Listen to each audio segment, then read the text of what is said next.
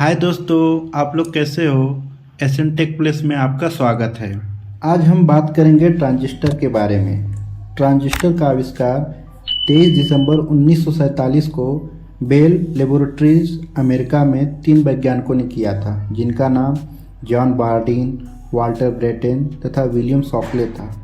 इन तीनों वैज्ञानिकों को 1956 में भौतिकी का नोबेल पुरस्कार दिया गया था। अब हम जानेंगे ट्रांजिस्टर क्या है। ट्रांजिस्टर एक सेमीकंडक्टर इलेक्ट्रॉनिक्स डिवाइस है जिसका उपयोग सिग्नल को बढ़ाने, एम्प्लीफिकेशन, सिग्नल को स्विच करने तथा करंट को नियंत्रित करने के लिए किया जाता है। इसे मुख्य रूप से सिलिकॉन या जर्मेनियम से बनाया जाता है। Structure of transistor. ट्रांजिस्टर की संरचना में क्या क्या यूज़ किया जाता है। पहला, बेस। यह एक बहुत ही पतली जर्मेनियम अथवा सिलिकॉन की परत होती है। इसकी मोटाई लगभग 0.0025 सेंटीमीटर होती है। यह ट्रांजिस्टर का मध्य क्षेत्र होता है। बेस ट्रांजिस्टर का मध्य भाग होता है। यह इमीटर और कलेक्टर के बीच स्थित होता है और दोनों के बीच करंट के प्रवाह को नियंत्रित करता है। दूसरा, इमीटर। इमीटर एक ट्रांजिस्टर का महत्वपूर्ण भाग है। यह वह टर्मिनल है जो चार्ज कैरियर्स, इलेक्ट्रॉन्स या होल्स को बेस क्षेत्र की ओर भेजता है। इसका मुख्य कार्य चार्ज कैरियर्स को बेस की ओर सप्लाई करना होता है। इसे हमेशा अधिक हेवली डोप्ड बनाया जाता है ताकि यह ज़्यादा मात्रा में चार्ज कैरियर्स उत्सर्जित कर सके। तीसरा, कलेक्टर। ट्रांजिस्टर का वह टर्मिनल है जो एमीटर द्वारा भेजे गए चार्ज कैरियर्स को बेस से प्राप्त करके कलेक्ट करता है। इसका मुख्य कार्य करंट को इकट्ठा करना और उसे लोड या अगले सर्किट भाग तक भेजना होता है। इसे मध्यम रूप से डोप्ड और आकार में बड़ा बनाया जाता है ताकि यह अधिक मात्रा में करंट संभाल सके और गर्मी को आसानी से नष्ट कर सके।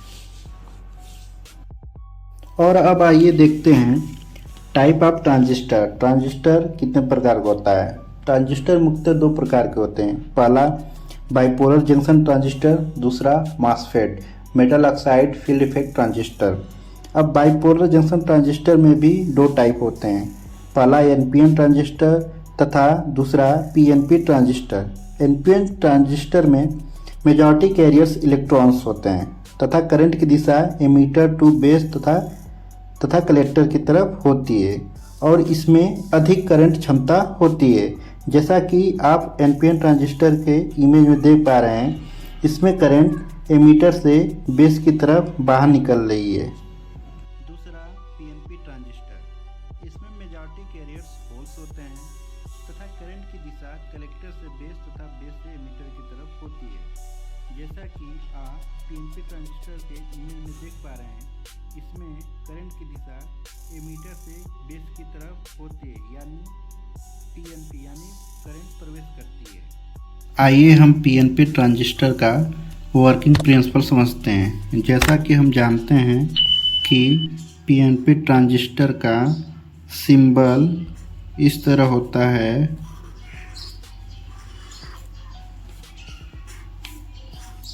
यहाँ पे कलेक्टर, यहाँ पे बेस और यहाँ पे एमीटर होता है। इसमें करंट की दिशा एमीटर से बेस की तरफ होती है। इस तरह एरो का निशान हम लगाते हैं। यहाँ पर हम देख रहे हैं कि एक पीएनपी ट्रांजिस्टर का इमेज है। इसमें 2 जंक्शन हैं। एक एमीटर बेस जंक्शन है और कलेक्टर बेस जंक्शन है। हम इसको किस तरह से बैटरी से कनेक्ट करते हैं। एमीटर और बेस जंक्शन को फॉरवर्ड बायस में तथा कलेक्टर बेस जंक्शन को रिवर्स बायस में कनेक्ट करते हैं। ये पीएनपी टाइप ट्रांजिस्टर है। तो पी को हम बैटरी के पॉजिटिव सिरे से और जो बेस है इसको निगेटिव सिरे से कनेक्ट करेंगे तथा कलेक्टर इसमें इसको हम रिवर्स बायस करेंगे। तो इसमें पी टाइप को हम बैटरी के निगेटिव टर्मिनल से तथा बेस को पॉजिटिव टर्मिनल से कनेक्ट करेंगे।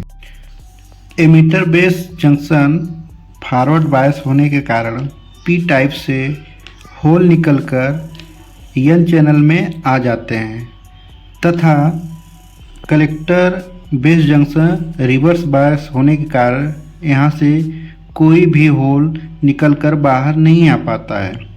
पी टाइप से निकलकर होल एन टाइप में उपस्थित इलेक्ट्रॉन से कंबाइन हो जाते हैं तथा जो बच जाते हैं वो कलेक्टर में पहुंच जाते हैं। यह क्रिया चलती रहती है। प्रत्येक होल के इस प्रकार बेस अथवा कलेक्टर क्षेत्र में रिकम्बाइन होने कारण लुप्त होने पर एमिटर क्षेत्र में एक कोवैलेंट बॉन्ड बन जाता है तथा वो बॉन्ड टूटता है और एक इलेक्ट्रॉन स्वतंत्र होकर एमिटर से धनात्मक VeB में प्रवेश करता है। इलेक्ट्रॉन के एमिटर छोड़ने पर एक नया होल उत्पन्न हो जाता है तथा तुरंत एमिटर बेस जंक्शन की ओर चलता है। इस प्रकार ट्रांजिस्टर में क्रिया चलती रहती है।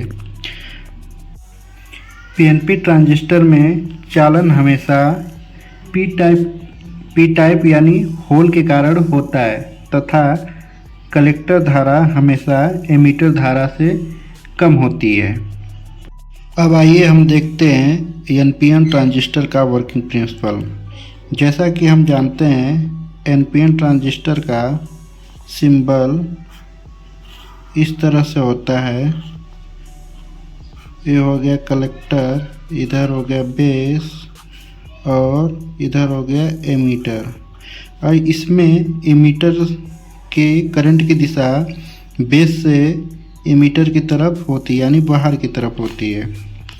जैसा कि हम इमेज में देख पा रहे हैं कि NPN ट्रांजिस्टर का इमेज है जिसमें ये बैटरी एमीटर बेस्ड है। एमीटर बेस्ड वोल्टेज यहाँ पे बैटरी का है तथा यहाँ पे कलेक्टर बेस वोल्टेज यहाँ पे है। तो हम हमेशा एमीटर बेस जंक्शन को फॉरवर्ड बायस में तथा कलेक्टर बेस जंक्शन को रिवर्स बायस में कनेक्ट करते हैं। यहाँ पर NPN ट्रांजिस्टर होने के कारण N मटेरियल को या N चैनल को हम बैटरी के नेगेटिव टर्मिनल से तथा बेस को बैटरी के पॉजिटिव टर्मिनल से जोड़ेंगे तभी ये फॉरवर्ड बायस में हो पाएगा। तथा इसके विपरीत यहाँ पर इस N मटेरियल को या N चैनल को बैटरी के पॉजिटिव सिरे से तथा बेस को नेगेटिव सिरे से कनेक्ट करते हैं जिससे रिवर्स बायस हो जाए। VeB एमिटर बेस बैटरी से फॉरवर्ड बायस में होने के कारण N मटेरियल होने के कारण यहाँ से इलेक्ट्रॉन निकलकर P क्षेत्र में जहाँ पर मेजॉरिटी कैरियर होल है जो N चैनल से निकल के इलेक्ट्रॉन P टाइप में उपस्थित होल से रिकम्बाइन होते हैं तथा जो शेष बचते हैं वो जंक्शन कलेक्टर बेस को पार करके N चैनल यानी कलेक्टर में आ जाते हैं। कलेक्टर से बैटरी VCB में जाने वाले इलेक्ट्रॉनों के कारण ही कलेक्टर धारा IC प्रवाहित होती है। एमिटर बेस जंक्शन में धारा I का मान कलेक्टर बेस जंक्शन में प्रवाहित होने वाले धारा IC से बहुत ही ज़्यादा होता है। बेस क्षेत्र की चौड़ाई कम होती है जिसके कारण एमीटर से बेस क्षेत्र में पहुंचने वाले इलेक्ट्रॉन में से अधिकतम कलेक्टर क्षेत्र में ही डिफ्यूज हो जाते हैं। इस प्रकार बेस क्षेत्र में होल से संयोग करने वाले इलेक्ट्रॉन की संख्या बहुत कम होती है तथा बेस धारा IB भी बहुत कम होती है। इस प्रकार NPN ट्रांजिस्टर का चालन होता है या वर्किंग प्रिंसिपल। अगर मेरी वीडियो यूजफुल लगी हो तो मेरे चैनल्स को लाइक शेयर सब्सक्राइब जरूर से कीजिएगा। धन्यवाद।